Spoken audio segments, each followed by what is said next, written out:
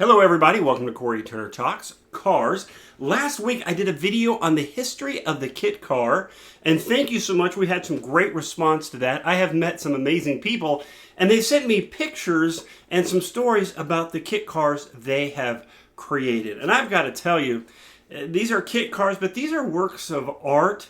How much time and effort and money and blood and sweat and tears that people have put into these cars to make them theirs. They're fingerprint cars. They may be bought as a kit, but all of the time and attention that goes into making one makes them one of a kind, and they're absolutely amazing and stunning. So today I wanted to talk about one that Pete sent in to us, a car that he has built over the course of probably about 30 years, right? I think as artists, we're probably never done. We always are looking for perfection, and so we fine-tune and tweak all the way through. We're going to talk about his story. If you have put a kit car together, you own one, you've been associated with one, send me information on that. I would love to learn about it. Maybe we can talk about it here on the show. Just go to CoryTurnerTalks.com, click on Contact Us, send us the information. You can email us there. Hey, sorry to interrupt this episode, but if this is July 2020 and you want to enter to win the $200 Amazon gift card, then here is the secret word. It's going to be a secret car of the day. Thanks to Pete and his amazing car, we're going to go with Triumph Special. So all you have to do is go to CoryTurnerTalks.com, click on Contact Us, fill out your information, in the message, put Triumph Special.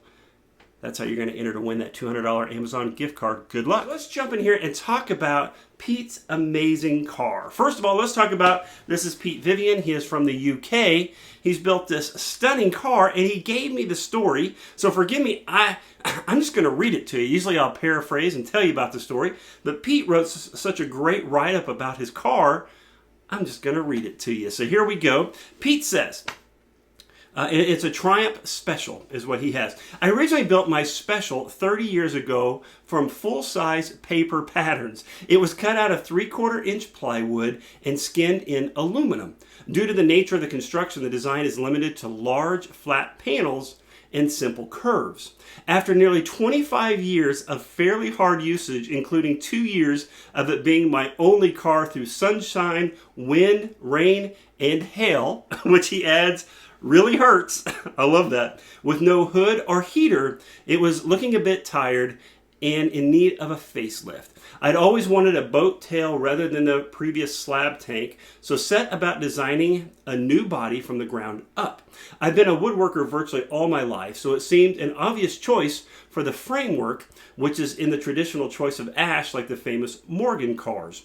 I had planned to contract out the new boat tail, but this proved not as easy as I thought. Not as easy as though with the first quote coming in at around 2,000 pounds for just the top of the boat tail. I had another quote for much more reasonable 800 pounds, but after the initial contact, he wouldn't return my calls. So I decided to give it a go myself. I bought a sandbag on eBay and turned a bossing mallet on my wood lathe. Using the same 1.2 millimeter thick aluminum I had clothed the rest of the bodywork in, I started bashing the aluminum into something resembling the correct shape. The only problem was it looked like a raspberry. I needed an English wheel, so buying one was not an option due to the cost, so I made my own. I was given a giant ball race around 6-inch diameter for the top roller and turned a few different profile bottom ones from Durling again on the wood lathe. The technique took me a long time to get the result that I was reasonably happy with. I did it in 2 halves as the English wheel I had was quite small.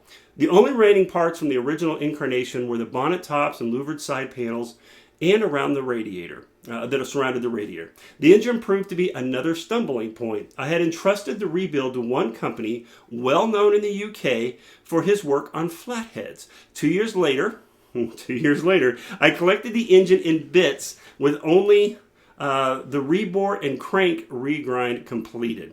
The second engine builder took the head away to be upgraded for the use of unleaded petrol, and I never saw him or the head again. Oh man. Builders 3 and 4 said they do the work and they never returned my calls. Number 5 was as good as his word, and a couple of months later I received the completed engine fitted with a fast road camshaft. I had the flywheel lightened and balanced and fitted electronic ignition to replace the always troublesome contact breaker to the 4-pot Triumph 1300cc. The car sits on 14-inch wheels from MGB, replacing the Triumph 13-inch originally fitted. The color is the same as the original version. Jaguar Indigo Blue, which I say looks absolutely amazing.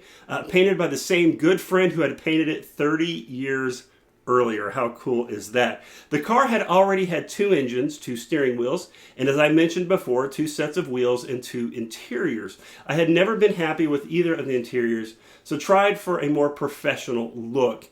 Anything that involved stitching I contracted out, but anything I could glue or staple I did myself. I went with red as a contrast to the blue and was very happy with the result. Should have done it in that color in the first place. I was gifted the original aluminum filler, which I think came from a vintage Aston Martin. Brooklyn's Aero screens complete the look, which are more for looks than effect. All right, so Pete, absolutely stunning car. Thank you so much for sharing that with us. It looks amazing, and I love that it was a 30-year love affair of building that car. And I also think it's funny that it went from being, okay, this is kind of a kit special car to, hey, things have happened. This has to be my daily driver. So it became the daily driver, and then now again it's coming back to maybe that kit, that love, that special car that you had before. I think that's an incredible journey, and I absolutely love that story.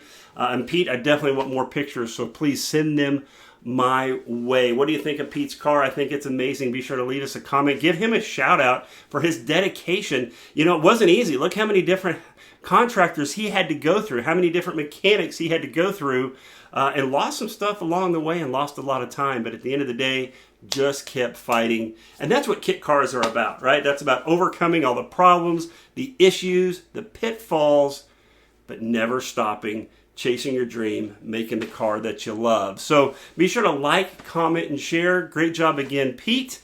Be sure to subscribe to our YouTube channel and hit the bell so you don't miss a show. If you've made a kit car, reach out to me. I want to see it. Let's talk about cars tomorrow.